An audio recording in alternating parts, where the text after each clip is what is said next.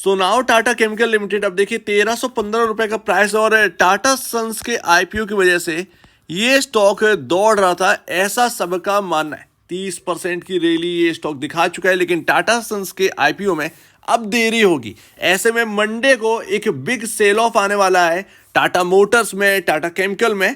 जिन भी कंपनी को बेनिफिट मिलने वाला था टाटा सन्स के आईपीओ से, क्या इस बात में कितना सच, तो अभी हमें समझना पड़ेगा। और कल के दिन हमने टाटा केमिकल के ऊपर डिटेल में बात करी थी कि टाटा केमिकल के दौड़ने का एक और रीजन, टाटा सन्स का आईपीओ जो है वो कैंसिल नहीं हुआ है। ऐसा नहीं है कि कभी आएगा नहीं, यहां पर आरबीआई के जो नॉर्म्स रेगुलेशंस है उसके हिसाब से डेट को रिस्ट्रक्चर करना होगा, उसके बाद आप आईपीओ ला सकते हैं। कुछ कंडीशंस हैं जिसकी वजह से यहां पर जो है आईपीओ डिले हो रहा है, ना कि कैंसिल हो रहा है बिल्कुल कि कभी नहीं आएगा। ये ऐसा बिल्कुल भी नहीं हो रहा है, तो इस गलती में मत रहिएगा।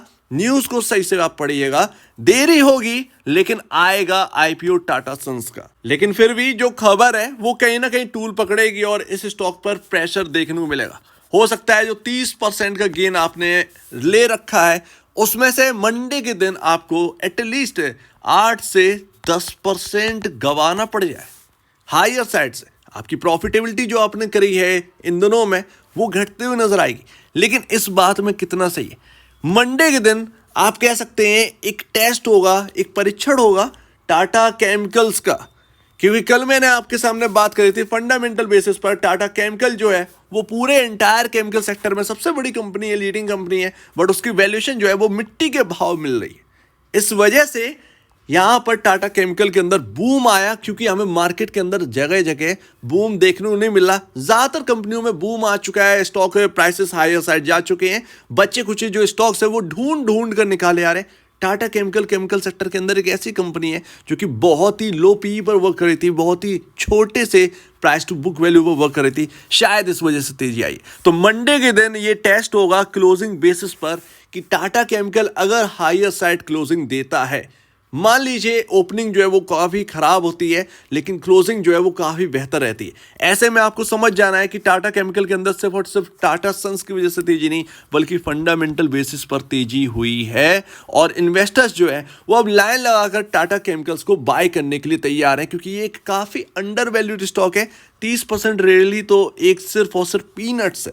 अब देखिए जो निवेशक डरे हुए हैं मैं उनसे यही कहना चाहता हूं कि देखिए आप पी देखिए, पी रेशियो आपको 18.33 पर मिल रहा है 30% की रैली के बाद। आप पूरे एंटायर केमिकल सेक्टर में आप चले जाइएगा, आपको ऐसा देखने को नहीं मिलेगा। आपका एक रीजन है कि गोदरेज जो है, गोदरेज नाम से यहाँ पर जो कंपनी है वो भी तो केमिकल की है, वो सबसे बड़ी कंपनी है, उसके नेट सेल देखिए कहाँ प्रॉफिटेबिलिटी है, उसके अंदर क्यों नहीं इतना बड़ा बूम आ रहा है? बिकॉज कर्ज भी तो देख लीजिए, डेट।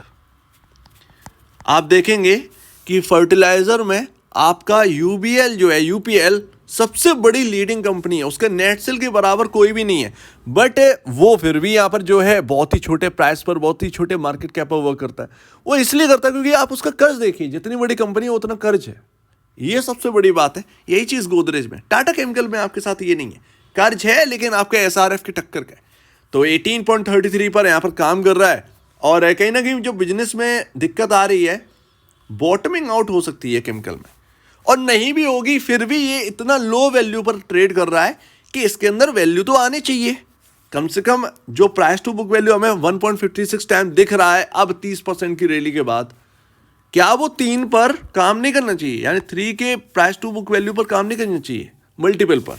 आपका बुक वैल्यू जो है वो 845 है, आपकी बाकी कंपनियां 6 टाइम पर वर्क कर रही हैं प्राइस टू बुक वैल्यू, कि आप 3 के टाइम पर भी ट्रेड नहीं कर सकते मार्केट के अंदर। इसके पीछे एक और रीजन है, हो सकता है टाटा केमिकल कभी 2020 से 2021 के टाइम 200 रुपए के अराउंड काम करता था, उसके बाद हमने 5 गुना इस स्टॉक को होते हुए देखा।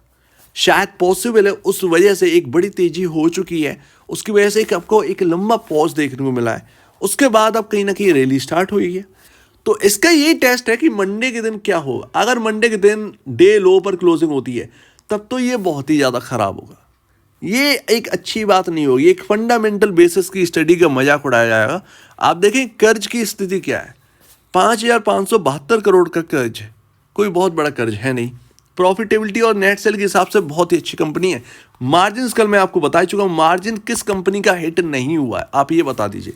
चाहे आपका SRF हो, चाहे आपका गुजरात फ्लोरोकेमिकल हो, कोई भी कंपनी आप लेकर देखिएगा, 4-5 क्वार्टर से मार्जिन टूट रहे हैं, प्रॉफिटेबिलिटी टूट रही है, कोई भी संभाल नहीं पा रहा है। सिर्फ HSCL जो है उसने अपनी प्रॉफिटेबिलिटी और मार्जिन्स को संभाला है, मार्जिन्स ग्रो करे, इसीलिए उसका स्टॉक का प्राइस ग्रो किया है। मैंने आपको कल के दिन बताया था। पी रेशियो बेहतरीन है, प्राइस टू बुक वैल्यू इससे सस्ता और क्या चाहिए, ये आपको यहां पर देखने को मिलेगा। तो बॉटमिंग आउट पर आपको खरीदना ज्यादा बेहतर है, ना कि जब बॉटमिंग आउट हो जाए स्टॉक उसके बाद रैली दिखा दे उसके बाद आप एंटर करेंगे, वहां से आप चाहोगे कि रिटर्न मिल जाए, वो काफी ज्यादा टफ होता है। तो मेरे ख्याल से मंडे का दिन, कल के दिन एंड लास्ट यहां पर बहुत ही इंपॉर्टेंट होने वाला है, बहुत ही इंपॉर्टेंट होने वाला है टाटा केमिकल्स का। मैं टाटा मोटर्स का कुछ नहीं कह सकता क्योंकि वो भी ओवर वैल्यूड हो चुका है वो स्टॉक, राइटली अगर आप देखें वर्ल्ड लेवल पर। But Tata chemical entire chemical sector के अंदर ये एक बहुत ही अलग डिफरेंट कैटेगरी का बनता है। सो दैट इस पर ध्यान रखिए। ईवी के अंदर तो है ही, अब ईवी का प्ले होने में देर लगेगी, बट कल के दिन अगर गिरेगा तो कितना गिर सकता है ये स्टॉक, कहां तक गिर सकता है। ऑलरेडी कल मैं आपको बता चुका हूं 1210 और 1130 ये आपका एक रेंज है, एक सपोर्टिव रेंज है। इसने बखूबी इन लेवल्स को तोड़ा, उसके बाद आपको हायर साइड ये स्टॉक जाते हुए दिखा। कल के दिन अगर टूटेगा तो 1130 से 1210 के बीच में अगर आएगा तो वहां पर आप ये देखिएगा कि खरीदारी आ रही है या नहीं आ रही है।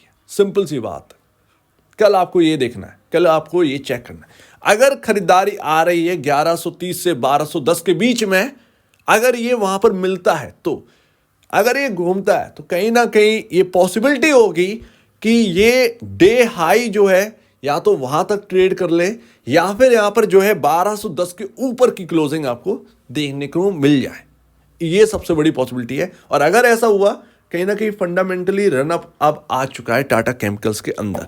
केमिकल सेक्टर के अंदर अगर आप जाएंगे देखेंगे तो सारे केमिकल कंपनियां जो है वो टूटी डली हुई हैं, उनके बिजनेसेस टूटे हुए हैं। सिर्फ और सिर्फ टाटा केमिकल के साथ ऐसा नहीं हो रहा है, ये भी आप बात समझिए। मार्जिन हर कंपनी के टूटे हैं, प्रॉफिटेबिलिटी हर कंपनी की टूटी है, सेल्स हर कंपनी की बिगड़ी है। इनके साथ हो रहा है नया, ऐसा कोई बात नहीं है। सारी कंपनियां 6 to 7 टाइम अपने प्राइस टू बुक वैल्यू पर ट्रेड कर रही हैं, बट ये कंपनी 1 के बुक वैल्यू पर ट्रेड कर रही थी। ये एक नाइंसाफी है टाटा केमिकल के साथ मेरे ख्याल से। सो उम्मीद है काफी कुछ आपको समझ में आएगा। जिसने भी लॉन्ग टर्म व्यू बना रखा है रखिए।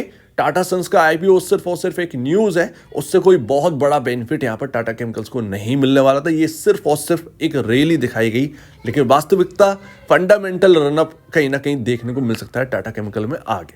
सो उम्मीद है काफ़ी कुछ आपको समझ में आया होगा। एक बार निवेश से पहले और बेचने से पहले अपने ब्रोकर या एडवाइजर जरूर सलाह ले लीजिएगा। अदरवाइज आपके सामने ये स्टडी, आप खुद भी अपना डिसीजन ले सकते हैं। तो आपका क्या कहना है इसके ऊपर कमेंट सेक्शन में कहिएगा। और अब वीडियो देखने के लिए बहुत धन्यवाद दोस्तों।